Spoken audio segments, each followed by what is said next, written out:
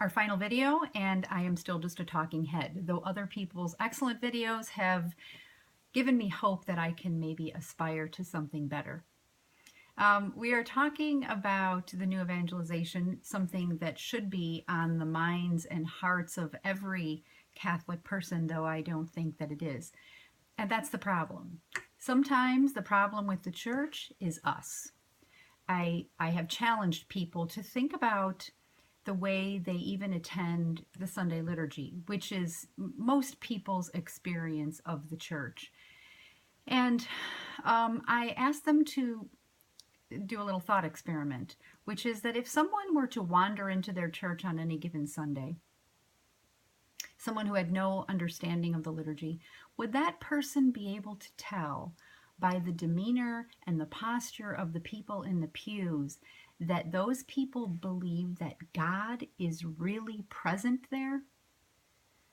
Or is he going to wonder what these people are really thinking? That's the thing about good news. You know, when something wonderful happens, you don't say, "That was so awesome." I am not going to tell anybody about that. On the contrary, when something awesome happens, you can't wait to tell someone. You can't wait to share that. And I think sometimes the problem is that we haven't been convicted yet that the good news is good enough to share. It has to start with us, not in a condemnatory way, but in a joyful way. We have to be filled with the joy of the gospel so that we can carry that with us, not as a weapon, but as a light. And I love Ronnie's comment that very often the thing that gets people's attention are the simple things in the way that he is just living his life. And I find that to be true. Even sometimes the thing that people ridicule at one point in your life, yet they know later in their life when something happens to them and they need some good input, they know where to go.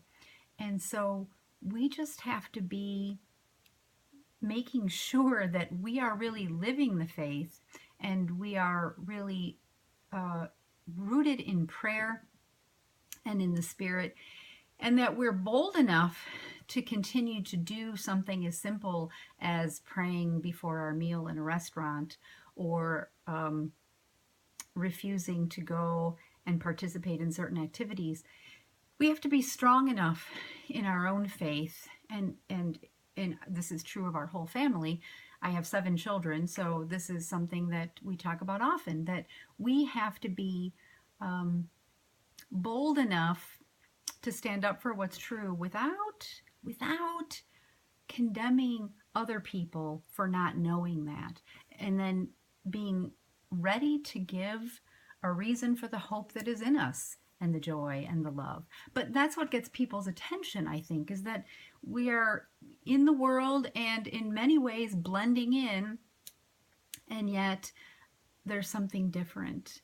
And when that right moment comes, that moment of grace, that moment of need, then people will ask the question and we should be ready to give an answer. It can be that simple for most people. Obviously, other people are in positions of ministering or catechizing or whatever, and that has a whole different set of rules. But just being people in a world that doesn't value objective truth, I think valuing objective truth and having a relationship with God already has us standing in a different position cosmologically than most people. And that is sometimes an irritant to their conscience, but it is also a light that they don't yet recognize, because sometimes their darkness is that dark. So part of me is impatient. This red hair comes with a Irish impatience, I guess. And so, you know, there's a part of me that always wants to be going out and proclaiming something that people maybe aren't ready to hear. And it's taken me a long time to appreciate the value of just being and then responding to people in their own need. And like I said, for most people, that is the way of the new evangelization. It's work in cultivating a deep relationship with the Lord and also understanding clearly enough what the church teaches so that when the question comes, even if it comes in a little bit negative way, sometimes people come like, well, you're the Catholic. What does the church say about this? Well, we joyfully proclaim what the church says about this. I think that is the way that most people will participate in the new evangelization.